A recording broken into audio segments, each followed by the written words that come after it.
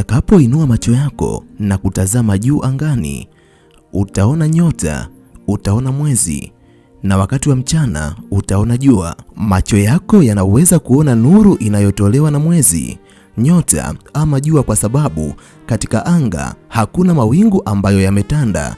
Lakini pindi mawingu yanapotanda katika anga, macho yako hayawezi kuona nuru yoyote ambayo inatokana na mwezi, jua wala nyota. Na ndivyo ilivyo katika maisha yetu.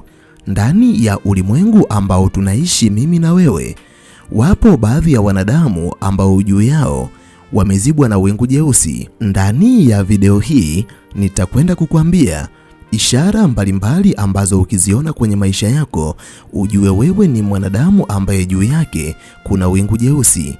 Inawezekana umevutiwa na mada hii na unatamani kuendelea kujifunza mambo mbalimbali kupitia video zetu. Kama ni hivyo, jiunge nasi kwa kusubscribe chaneli hii ya Fafanua Media. Hapo utakuwa wa kwanza kupata video zetu pindi tunapoziweka kwenye chaneli hii.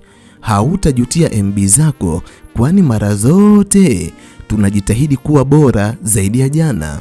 Asante, enjoy.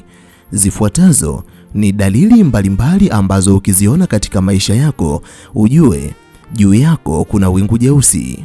Namba 1, wewe ni mwanadamu ambaye unajituma katika kazi, lakini juhudi zako hazileti matokeo yoyote katika maisha yako. Inawezekana wewe ni moja kati ya binadamu ambao wanaamini kila maskini ni mvivu.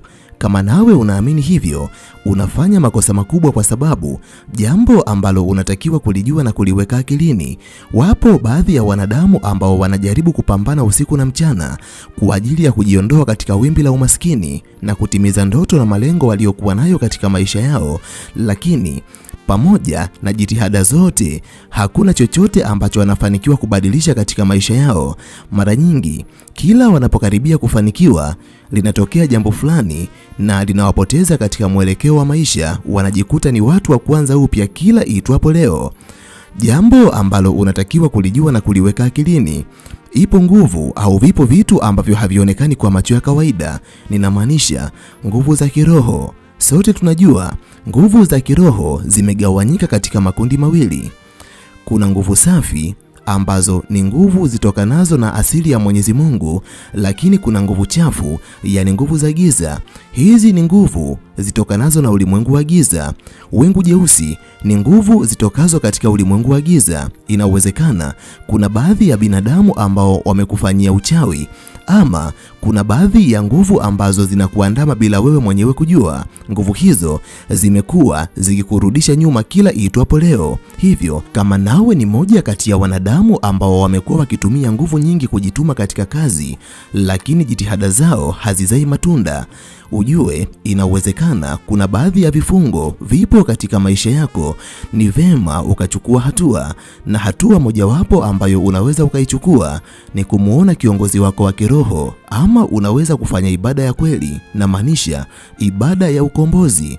Muombe Mwenyezi Mungu katika roho na kweli, yani moyoni mwako ukiwa na imani thabiti, ili Mwenyezi Mungu akuokoe katika kifungo hicho, na baada ya hapo utaona jitihada zako zitaanza kuzaa matunda, kwani mafanikio ya mwanadamu yanatakiwa kuendana na nguvu ambazo anazitumia katika maisha yake. Na ndio maana hata ukichukua kitabu kitakatifu cha Biblia, ukisoma maandiko katika Hagai 1 mstari wa 6, utakuta maandiko yanasema mnapanda sana lakini mwavuna kidogo.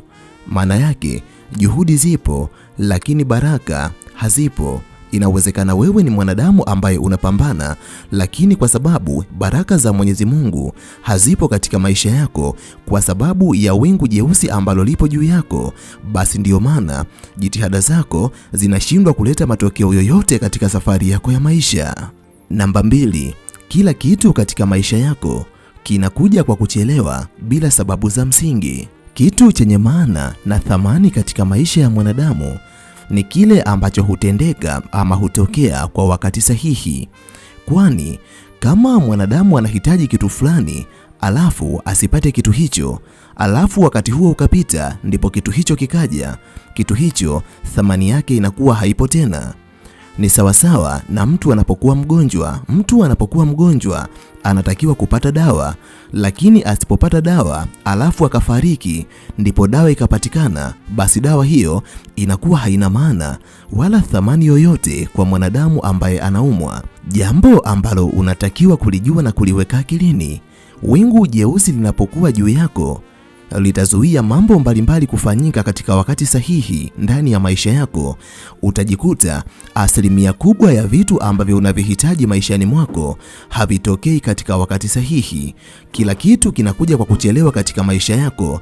Endapo wewe ni mwanadamu ambaye ishara kama hii inajidhihirisha kila wakati katika maisha yako, inawezekana wewe ni moja kati ya wanadamu ambao wingu jeusi lipo juu yao.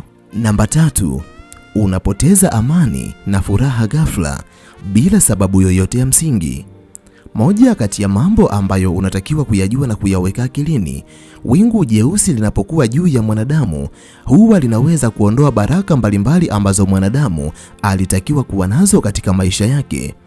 Moja kati ya vitu ambavyo kila mwanadamu anatamani kuwa navyo maishani mwake ni furaha pamoja na amani, lakini kwa kuwa wingu jeusi huwa ni nguvu ambayo inatokana na nguvu za giza, basi nguvu za giza zinapokuwa karibu na wewe zinaweza kuondoa kila kitu ambacho kimetokana na nguvu za nuru. Ikiwa tu moyoni mwako hauna imani thabiti kwa Mwenyezi Mungu, utajikuta bila kuwepo na sababu yoyote ya msingi, furaha itapotea ghafla ndani yako na amani ambayo ilikuwepo ndani yako itatoweka ghafla. Utajikuta mwanadamu usiyekuwa na furaha bila kujua sababu ni nini. Namba 4, unajikuta wewe ni mwanadamu ambaye unaota ndoto mbaya ambazo zinajirudia katika maisha yako. Kuota ndoto ni jambo la kawaida katika maisha ya mwanadamu, lakini siri ambayo unatakiwa kuijua na kuiweka akilini: wakati mwingine ndoto ni kama eneo la mashambulizi ya kiroho. Wachawi, washirikina na viumbe wengi wa kiroho wanaweza kukushambulia kupitia ndoto ambazo unaziota katika maisha yako. Hivyo kama wewe ni moja kati ya binadamu ambao wamekuwa wakiota ndoto mbaya, alafu ndoto hizo zimekuwa zikijirudia katika maisha yao, basi inawezekana wewe ni mwanadamu ambaye wingu jeusi lipo juu yako. Na ukitaka kuthibitisha haya, kasome kitabu kitakatifu cha Biblia, Ayubu 7 mstari wa 14. Utagundua kuwa ndoto hutumika kama eneo la mashambulizi ya kiroho. Namba 5, unajikuta uhusiano kati yako na Mwenyezi Mungu haupo tena. Moja kati ya mambo ambayo ni vema ukayajua na kuyaweka akilini: kwa mwanadamu asiyekuwa na wingu jeusi juu yake huwa ana mahusiano mazuri na Mwenyezi Mungu, na ndio maana baraka za Mwenyezi Mungu ambazo Mwenyezi Mungu ameziweka ndani yake huangaza katika maisha yake. Anakuwa mtu mwenye kibali katika maisha ya watu. Lakini jambo ambalo unatakiwa kulijua na kuliweka akilini: wingu jeusi linapokuwa juu yako inamaanisha kuwa hata mahusiano yako wewe na Mwenyezi Mungu hayapo tena. Inawezekana kuna vitu ambavyo unavifanya sirini ambavyo vinauondoa uwepo wa Mwenyezi Mungu katika maisha yako. Namba 6, unajihisi uzito usioelezeka moyoni mwako pamoja na moyo wa kukata tamaa. Moja kati ya ukweli ambao hatuwezi kuubadili na kuwa uongo: kila mwanadamu ambaye amezaliwa na kuishi kwenye uso wa dunia anazo ndoto ambazo anatamani kuzitimiza siku moja, na asilimia kubwa ya binadamu ambao wanajituma katika shughuli mbalimbali wanafanya hivyo kwa sababu wana kiu ya kutimiza ndoto zao.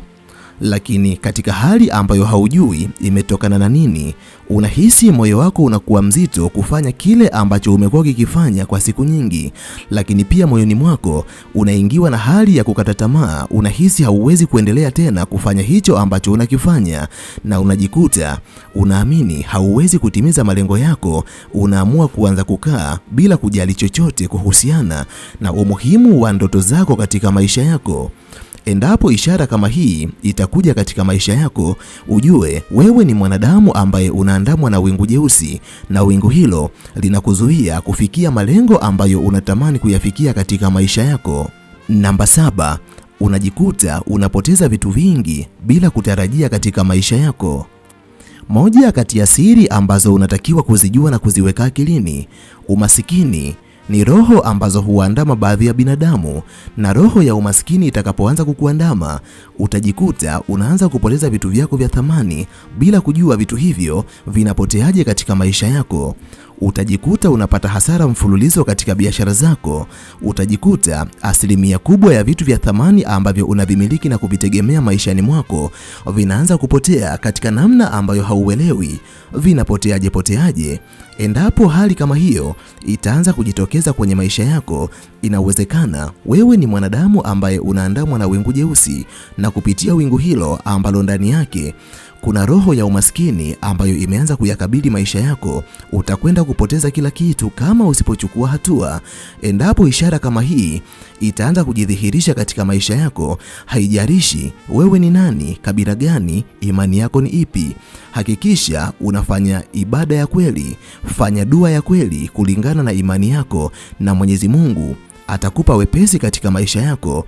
Atakwenda kuondoa wingu hilo, na usafi wenye nuru utakwenda kuangaza upya kwenye maisha yako. Namba 8, unajikuta unaanza kujitenga na watu wema bila sababu yoyote ya msingi. Jambo ambalo unatakiwa kulijua na kuliweka akilini, nuru na giza ni vitu ambavyo haviwezi kuwa pamoja kwa wakati mmoja. Ili nuru iwepo, lazima giza isiwepo, na ili giza iwepo, lazima nuru isiwepo. Utakapoanza kuandamwa na wingu jeusi, utajikuta ukianza kuwatenga binadamu wema waliokuwa wanaweza kukupa msaada wa kiroho pamoja na msaada wa kawaida katika maisha bila sababu yoyote ya msingi. Ni kwa sababu nguvu ambayo ipo katika wingu hilo inakutenganisha nao. Namba 9, unajikuta kila wakati unashawishika kufanya dhambi ambazo zimekuwa zikijirudia katika maisha yako. Moja kati ya mambo ambayo unatakiwa kuyajua na kuyaweka akilini, wingu jeusi linapokuwa juu yako linakuwa na sababu zake. Inawezekana kuna kifungo fulani kipo katika maisha yako, na kupitia kifungo hicho unajikuta unakuwa unalazimishwa katika ulimwengu wa kiroho kufanya vitu fulani ambavyo ni chukizo kwa Mwenyezi Mungu. Na kumbuka, kadri unavyofanya vitu ambavyo ni chukizo kwa Mwenyezi Mungu, ndivyo Mwenyezi Mungu anavyozidi kukaa mbali na maisha yako. Utajikuta mara zote unafanya dhambi zile zile ambazo zimekuwa zikijirudia, na kuna wakati unaweza ukajikuta unazichukia dhambi hizo na unatamani uweze kuziacha, lakini unajikuta kila mara unazifanya, na unapomaliza kuzifanya unakuwa ni mtu ambaye unajuta. Namba 10, utajikuta wewe ni mwanadamu ambaye kila unapokaribia kufanikisha jambo fulani kwenye maisha yako, kuna kitu fulani kinatokea na kuvuruga mafanikio yako.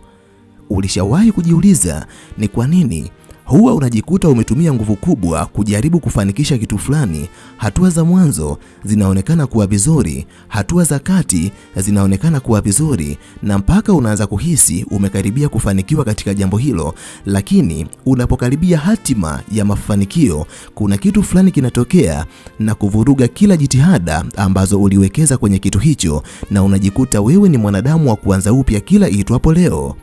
Ikiwa wewe ni mwanadamu ambaye unapitia nyakati hizo, ujue wewe ni mwanadamu ambaye kuna wingu jeusi juu yako. Mimi kwa leo naomba niishie hapo. Ninahitimisha nikiamini kuna jambo kubwa ambalo umejifunza kupitia video hii, lakini kama wewe ni mmoja kati ya wanadamu wanaoandamwa na wingu jeusi kwa imani yako, hakikisha unafanya ibada ya kweli. Muombe Mwenyezi Mungu akuondolee wingu jeusi ambalo linazuia mafanikio yako, wingu jeusi ambalo linazuia baraka za Mwenyezi Mungu zisiangaze katika maisha yako, na hapo utakwenda kuwa miongoni mwa wanadamu ambao hawatakuwa na wingu jeusi juu yao. Mpaka hapo sina la ziada. Nikutakie wakati mwema na tukutane tena katika video ijayo. Asante, bye.